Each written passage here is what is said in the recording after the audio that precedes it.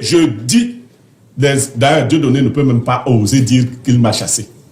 Mesdames et messieurs, vous connaissez le monsieur ci en image. Ce monsieur, on l'appelle Dieudonné 20. C'est le PDG de la chaîne de télévision Info TV, que tout le monde connaît déjà. Il y a de cela quelques jours, le capitaine Effoudou nous faisait comprendre qu'il n'est pas le propriétaire de cette chaîne, que cette chaîne appartient au secrétaire général à la présidence de la République, M. Ferdinand Gongo.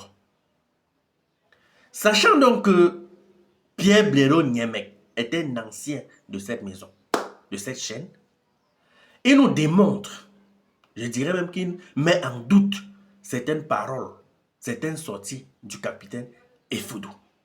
Il démontre avec certains arguments à l'appui que le vrai propriétaire de cette chaîne Info TV, c'est bel et bien Dieudonné 20. Ne venez pas m'insulter, hein. Ce n'est pas moi qui dis. Parce que certains vont venir ici là et que oh, ta tête est montée. Si vous voulez vous en prendre à quelqu'un, insultez celui qui met en doute certaines sorties, certaines paroles du capitaine Effoudou. Écoutons attentivement comment il démontre que le capitaine Effoudou, je dirais, s'est trompé à ce sujet-là. Écoutons ensemble. Il a pleuré mon départ. J'entends des petits là-bas. Il y a quelques petits là-bas qui disent qu'on l'a chassé. Il faut leur dire que si je veux qu'on les chasse de là-bas, je dis à Mvan que je ne veux plus voir tel. Vous avez encore ce pouvoir? Bien sûr, c'est mon beau-frère par ailleurs. Non, et on a gardé l'un pour l'autre un très grand respect. Je ne le défends pas, je dis qu'il gère ça comme sa chose. Il n'y a personne, même ceux qui peuvent lui apporter une petite aide, n'acceptent pas que tu prennes l'orientation de sa télé. Jamais de la vie. Je ne dis pas qu'on ne peut pas avoir une petite aide ici ou là. Ça, c'est un détail. Mais qu'elle est propre avec le régime. Non, mais je dis que... Mais il a gardé un minimum de liberté. TV est la propriété exclusive de Dieudonné Mvembala. Il n'y a pas deux propriétaires. Il n'y a pas une personne dans le noir qui soit propriétaire et qui utiliserait Mveng comme une marionnette. Parce que c'est un monsieur doux. Pendant les 4 ans, il n'a rien eu de la ligne 94 rien. Et de 76. Je dis rien. Là, je mets ma main à couper. Rien. Il pleure. Enfin, c'est pas rien de visible. Non, il n'a rien eu. Non, en opacité, tu ne peux pas savoir. Non, monsieur, Prof Baébek, j'ai atteint avec monsieur Dieudonné le niveau que j'atteins déjà avec vous. Vous comprenez? Mveng et moi avons une complicité profonde. Nous avons une divergence du point de vue parce que pour sortir et le rendre crédible. Le problème avec Dieudonné, c'est qu'il n'a pas le cœur serré. Non, Dieudonné est d'abord un bon Léondo. Voilà. C'est-à-dire quelqu'un de fraternel et d'amical. Voilà. Ça, c'est moi, on s'appelle Andy. Andy veut dire mon petit-fils. Ou bien mon grand-père. C'est le même mot. D'accord? Il est très humain. Et donc, ce que tu dis, je ne le connais pas profondément. Non, Dieudonné. Vous allez chuter, s'il vous plaît, permettre aux autres invités de dire un mot également. Pas pour le peu comment je le connais. Dieudonné a de la difficulté à dire non à un service demandé. Et quand il veut dire non, il est obligé, quand j'y étais, de me faire porter ça. Il veut te dire non, il sait que c'est le Bassa là qui peut faire ça. Voilà. D'accord, mais lui-même a de la peine à dire non. Il est très fraternel. Et ça fait sa force du point de vue social, ça fait sa faiblesse du point de vue managérial. Ça fait sa faiblesse du point de vue managérial. Mais je dis sur la question, vraiment, moi je n'attends pas qu'Info TV tombe, je ne souhaite même pas ça. Je me refuse de voir la destruction de ce pourquoi je me suis voué. Je n'attends pas de tirer des faux bénéfices d'une calomnie. Je dis sur la question, le secrétaire général de la présidence n'est en rien lié à Info TV. Très bien. Ni Bargambois. C'est décortiquer un dossier. Non, bilan, on peut décortiquer un dossier pour prouver que l'argumentation du capitaine est faible. On ne va pas. Ou bien elle tient la route. Non, Ça, moi, c'est même pas c'est notre rôle, hein, d'éclairer et d'éduquer l'opinion. Non, madame Mais Tcha, je pense madame que Tcha. Pierre Birenier, mais Non, madame Tcha. le fait que l'ex-capitaine et Foudou dégaine comme ça à tort et à travers, il pourrait On peut finalement appeler les gens sur qui dégaine ici. se tromper de cible parce Non. que pour certains, ça serait un peu noyé. On va croire que ces- vous ces- dépendez de votre ancien patron.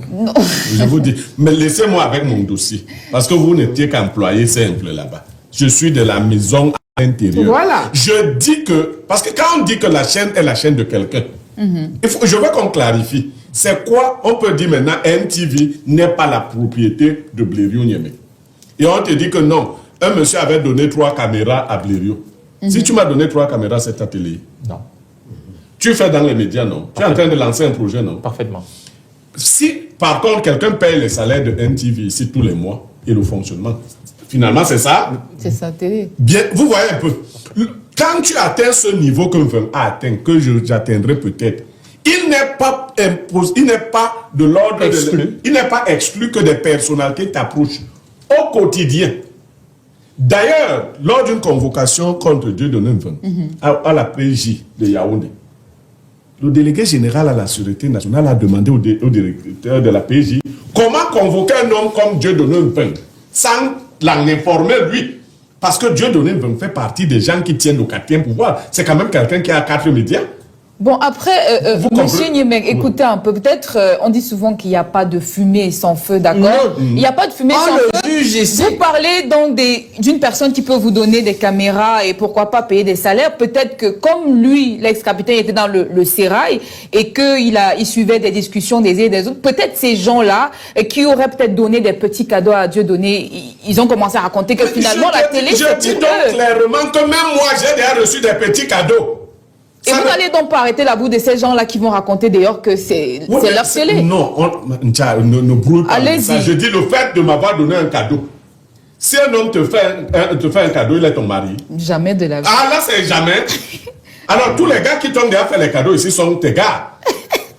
Il s'agit de l'attitude que tu as vis-à-vis des cadeaux.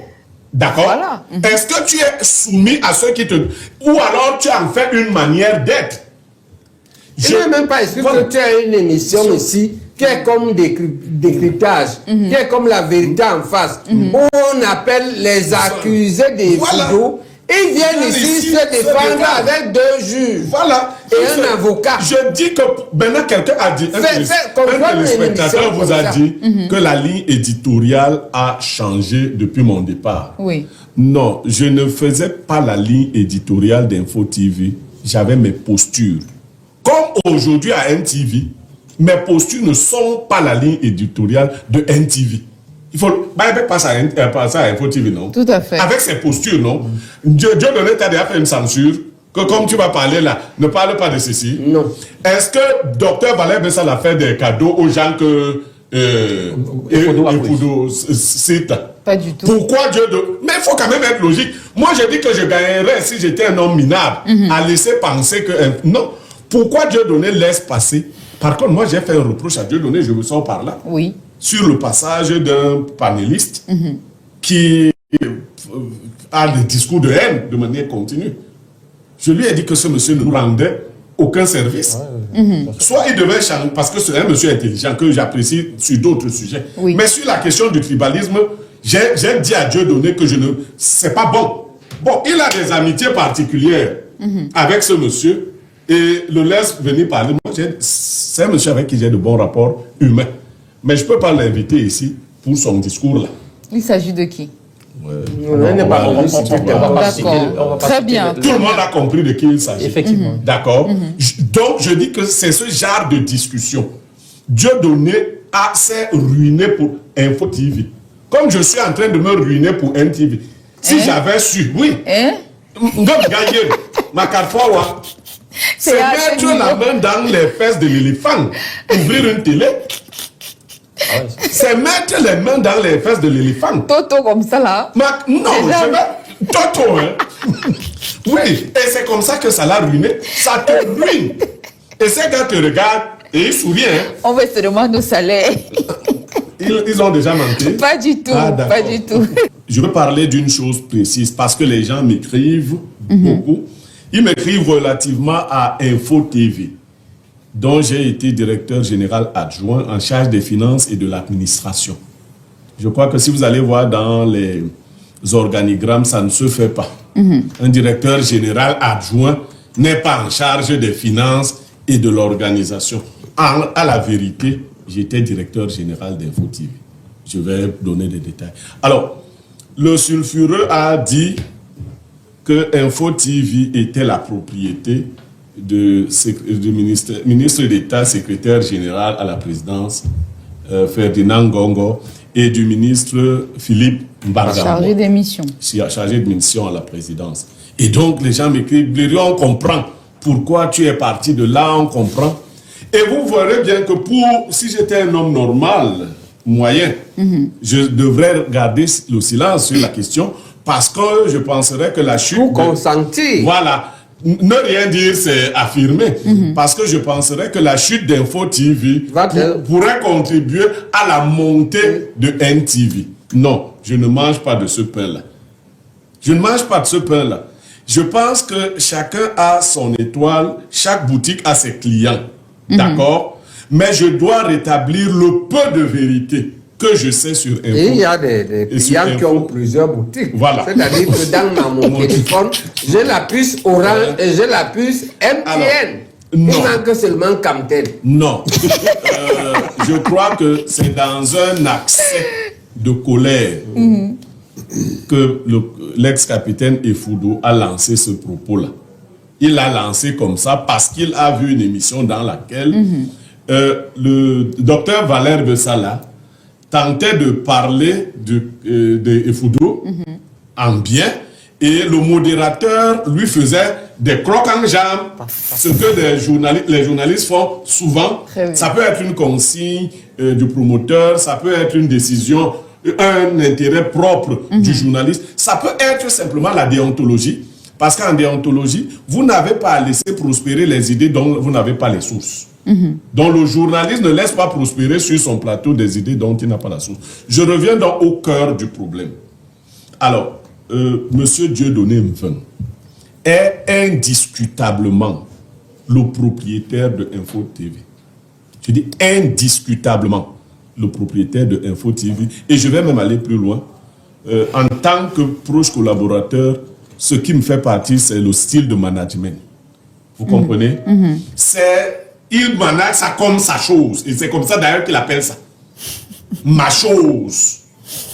Il a acheté ça en Ouadja. Il a acheté ça. Moi, je connais le... Il a été mon malade. Donc, c'est Ouadja ça qui a décidé. Et il s'est même ruiné. Dieudonné Mven s'est ruiné pour tenir Info. Moi, je sais le Ouadja qui avait ça avant. De ce point de vue-là, et je vais aller plus loin, je ne pense pas que le secrétaire général de la présidence ait besoin d'Info TV. Je ne pense pas. Je ne sais pas. Parce que quand vous regardez la ligne éditoriale d'Info TV, j'y ai passé 4 années. J'y ai passé 4 années. On ne peut pas avoir besoin d'une chaîne dans laquelle je suis. On devrait faire partie. Éric Bilon, l'ex-capitaine Effudo, il a certes des choses à dire, des choses qui font mal aujourd'hui, mais il ferait mieux, par exemple, de mener des investigations avant de déclarer certaines vérités qui aujourd'hui se trouvent ne pas être des vérités absolues. En fait, je pense que pour nous qui sommes du peuple, très loin du pouvoir, de bénéficier, d'avoir quelconque bénéfice, de tirer quelconque bénéfice. Oui. Je pense que ce qui serait honnête et vraiment important, c'est que la justice essaye de se pencher sur la question. Je ne sais pas par quel moyen, mais c'est important de fouiller, de savoir s'il y a une once de vérité dans ce qu'il déclare, dans ce qu'il dit, des personnes qui l'épinglent tous les jours. Je pense que ce serait important pour nous, le peuple camerounais, de connaître réellement si ces accusations sont vraies ou pas. Et on ne pourrait le savoir que si la justice s'en saisit et mène les enquêtes et nous donne les conclusions de ces enquêtes-là. Malheureusement, j'ai bien peur que ce ne soit pas le cas, qu'on soit toujours qu'on ait toujours d'un côté des gens qui essayent de discréditer ce qu'ils racontent et de l'autre, des gens qui essayent parce qu'ils ont bien entendu des intérêts, donc de vouloir affirmer que ce qu'il dit est totalement vrai.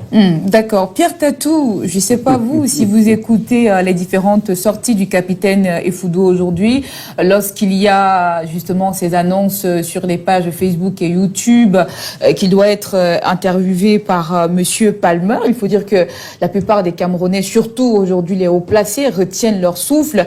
Et aujourd'hui, c'est le président du groupe La Météo qui se retrouve écorché dans les différentes sorties de l'ex-capitaine Effoudou. Vos appréciations? Déjà, il faut dire que moi, j'ai en partie grandi dans les casernes militaires.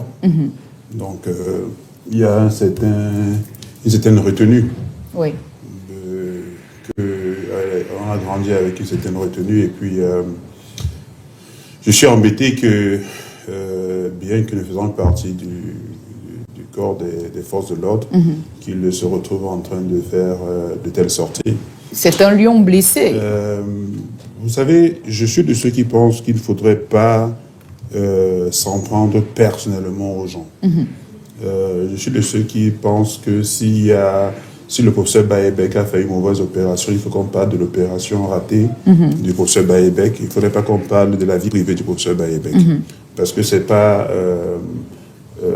la chose qui devrait nous rassembler ou alors qui devrait nous intéresser. Je pense ici que il faudrait qu'on reste sur ce qui est purement et simplement scientifique. Qu'est-ce que le capitaine reprocherait, enfin l'ex-capitaine reprocherait au directeur général, au président directeur général d'Info TV, je ne sais pas. Je ne sais pas si ils ont eu une affaire qui a mal tourné, est-ce qu'ils lui réclament quelque chose.